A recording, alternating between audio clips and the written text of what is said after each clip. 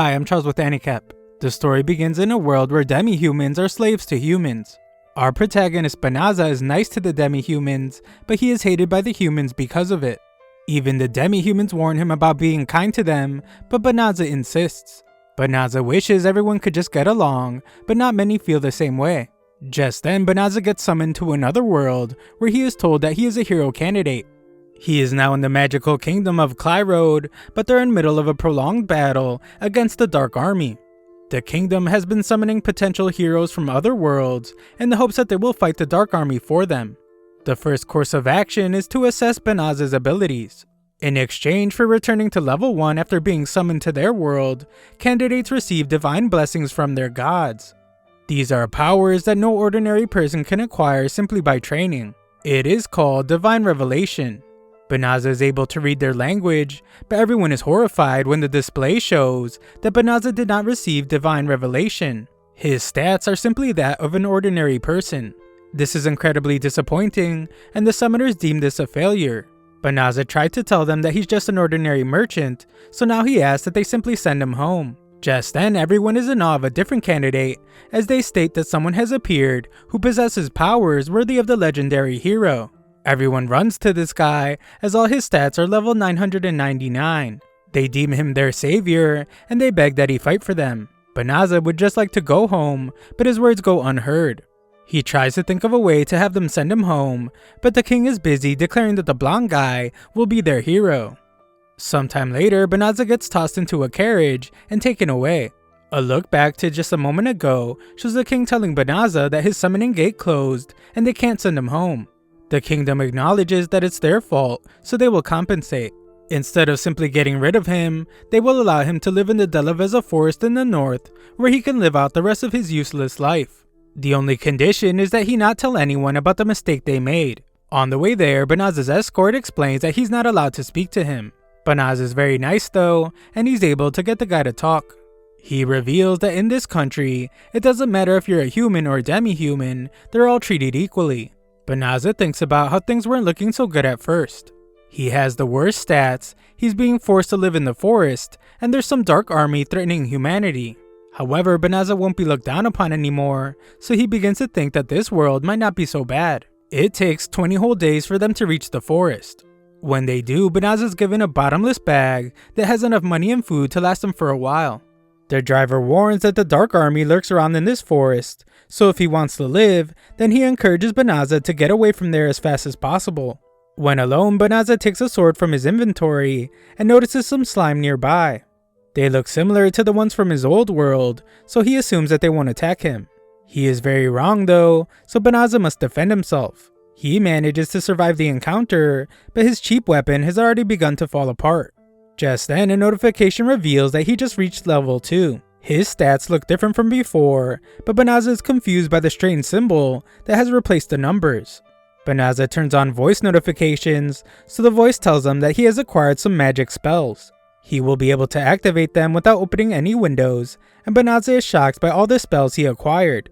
Just then, an alert reveals that a monster lure spell was placed on the bottomless bag he was given. This monster lure is definitely why the slime attacked him. Also, considering that the weapon he was given was practically useless, Banaza determines that the kingdom was setting him up to die.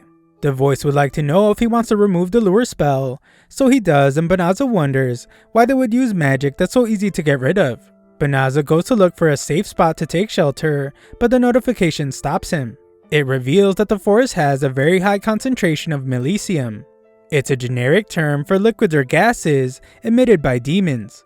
It causes serious harm to humans, so the voice would like to know if he wants to purify the forest. Our unassuming protagonist thinks it's a good idea if that's something the system can do, especially if he will have to live in the forest. The system explains that it will consume 1/3 of his magic, but Banaza figures that he is so powerless that it doesn't matter. Banaza is shocked though when the purification spell activates, and it ends up being a grand display of magic. Just then, the notifications go crazy as Banaza levels up several times. Back at the castle, the princess points out how terrible it was to send Banaza to the forest, especially since everything was all their fault. The worst part about it is that the Dark Army set up their front lines in the Delaveza forest.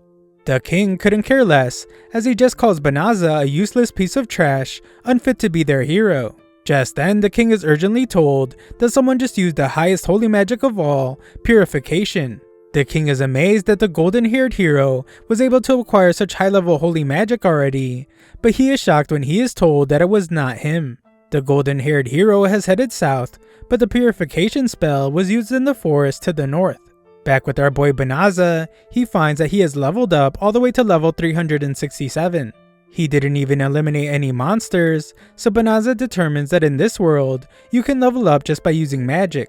What's even more confusing to him is that the strange symbol is still showing up next to his stats. This is all a lot to take in, so Banaza decides to hide the level up notifications. Banaza checks to see how much magic he has left, and he is surprised to see that it's been fully restored in just seconds. Instead of thinking he has some amazing ability, Banaza assumes that his magic capacity is just terrible. He worries that he might still be in danger, as he assumes that his magic is so weak that it probably didn't purify the forest that well. Banaza is banned from living in the town, so the system recommends that he use shape-shifting magic. This would allow him to go unnoticed, so Banaza gives it a try. He tries out changing gender, but regrets it pretty quickly and changes to something better suited for him. The system then recommends that he use teleportation magic, so he teleports into the city.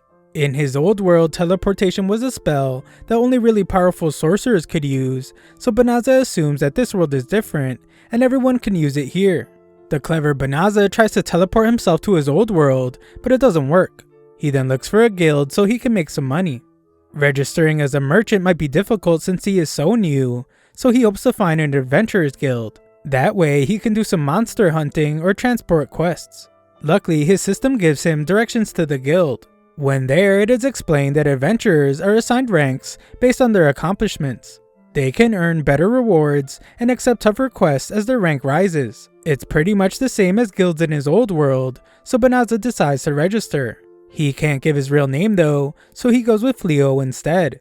Fleo wants to make money quickly, but he is too low of a rank to earn very much. Just then, Fleo overhears a girl in need of someone that can escort her to the De La Veza forest. Unfortunately, she doesn't have much money to offer. Even worse, it is rumored that the Dark Army has its frontline base in that forest. No one is willing to take her, but she is desperate to help her family that lives near there. Some adventurers shove her aside when they become annoyed, so Fleo offers to take her. She explains that she doesn't have much to offer, but Fleo says it's not a big deal since he has been there before and he can just teleport them there. Everyone is absolutely shocked to hear him say that he can use teleportation magic, but they don't believe he can use such a rare ability, and they just think he is lying. The clueless Fleo is surprised that it's not a beginner spell, especially since it didn't even use that much of his mana. Just then, one of the royal knights named Balarosa demands that he get away from the girl. She declares that Fleo doesn't look like a skilled enough sorcerer to use such an advanced spell, so she is suspicious of him. Her group is just as skeptical, and they all accuse him of planning to do something devious. Fleo realizes that he can't afford to cause any suspicion, so he offers to take them all with them. They go somewhere hidden so he can use teleportation, but Balarosa warns him not to try anything funny. Fleo instantly teleports them, and they are shocked. Teleportation alone is already unbelievable, but he was able to take them really far away. They wonder if he's a great sorcerer of the highest order, but Fleo just tells them that he's a rookie adventurer who can use a bit of magic. They all apologize for treating him so poorly, but he's just glad that they aren't suspicious of him anymore. Just then, the young girl notices that the forest isn't covered by a thick layer of melicium anymore. Fleo prepares to tell her what he did, but his system warns that it's dangerous to inform a demon about him using purification magic. Fleo is confused by the mention of a demon, but Balarosa and her group aim their weapons at the little girl. The guild has been suspicious of her, so Balarosa demands that she show them her true form. The little girl acts terrified at first, but soon she shocks everyone when she reveals her true self. Her name is Fenris, younger sister of Fengrel of the Infernal Four. She releases enough melicium to bring all the girls to their knees, and Balarosa is shocked as she wasn't expecting the girl to be a demon related to the Infernal Four. Fenris is impressed to see that Fleo is unaffected by melicium, so she decides to leave him for last. Fleo manages to save Balarosa, but knows that he won't be able to run away himself while still protecting the four girls. Fleo commands his ability to teleport all the girls away, and he impresses himself when it actually works. Fleo doesn't know why he was chosen to come here, but he refuses to be eliminated before he gets to do anything in this new world. Fleo decides to stand up and fight, so he prepares to try out every single spell he has. Fenris tries to stop him, but it's no use, as Fleo uses a spell called Meteoric Leap to launch himself into the sky. Fleo surprises himself with how skillful that was, and uses another ability to defend himself. Fenris shows that she is skillful herself, as she changes location to escape Fleo's whirlwind, but Fleo uses a gravitational spell to stop her from moving. Fenris is stunned at how powerful he is, and Fleo desperately searches through all his spells to find one that will restrain her. His system recommends that he use subjugation magic. It enslaves his target, allowing Fleo to control their thoughts and actions. Fleo refuses to use magic like that, but time is running out as Fenris is about to break free. She keeps trying to use spells, but Fleo's system keeps negating them. It's only a matter of time before she breaks loose, so the system once again recommends that he use subjugation magic. It keeps telling him to do it, so Fleo keeps refusing, because he just came to this world and he doesn't want to bring that kind of corruption from his previous world. Just then, Fenris concedes that she doesn't have the magic to break free, and just tells Fleo to end her life. Fleo refuses to do it as he explains that he doesn't even like fighting in the first place. Fenris is shocked when he frees her, so she points out that she is a warrior of the demons who does battle with humans. Fleo explains that he doesn't care if someone is human or demon, he just doesn't like eliminating someone that has already surrendered. Fenris is shocked by his kindness, and she undoes her beast transformation to revert back into a human. Fleo offers to let her go, but he wants her to promise that she won't hurt any more humans. He checks his bottomless bag for some clothes for her, but her magic is depleted and she falls asleep. That night, Fleo looks at all the different types of magic he has.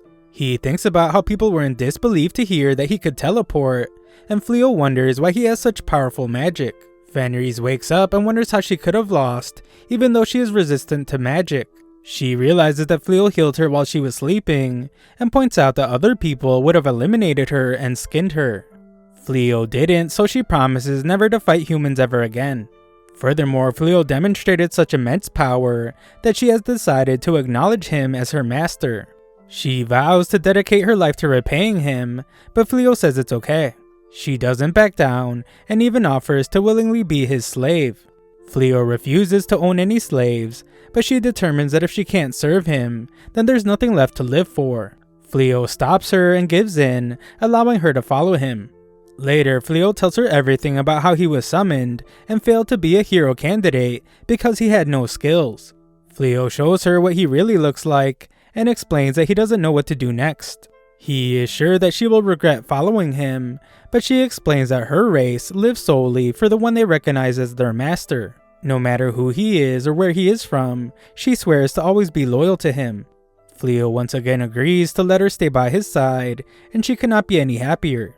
At the castle, the king is disappointed to hear that the Golden Hero just let the troops he was in charge of get eliminated. This hero blames the soldiers for panicking, and he explains that he did all he could to save them. He leaves, but another soldier tells the king that the hero just sat behind the army the entire time. Then he ran away while everyone else fought, and he blamed everyone for losing. It looked pretty bad, so some of the troops have started to dislike the hero. When he is alone, the hero is furious that none of his abilities have improved at all, even after an entire month of training. He can hold his own against weak monsters, but he is helpless against any beast with any kind of fighting ability. Just then, the hero's servant named Tsuya arrives to greet him. This guy is a real piece of work, as he tells her to come with him so he can indulge her in every luxury with the castle's money. The next day, Fleo decides to go to the Adventurers Guild to make some money, but he still can't get used to Fenris calling him master. Some merchant mistakes them for a married couple, so Fleo thinks it might make it easier to travel together without looking suspicious if they act like they are a couple. Fenris happily agrees to be his wife, since it's a Lupin's dream to have a strong husband. Fleo tries to remind her that they will just be pretending, but it's too late as she is already calling him darling. At the Adventurers Guild, Fenris gets her own Adventurers tag.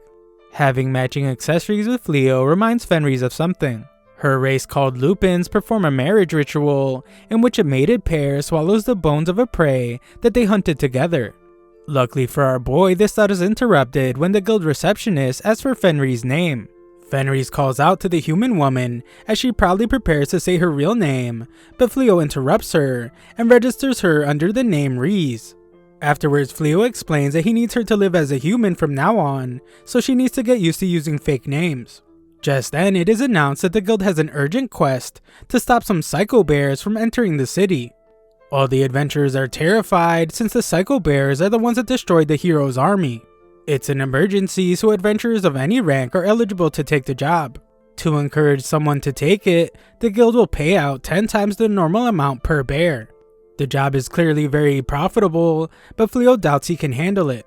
Reese insists that he can, but Fleo points out that the real hero even failed to defeat them.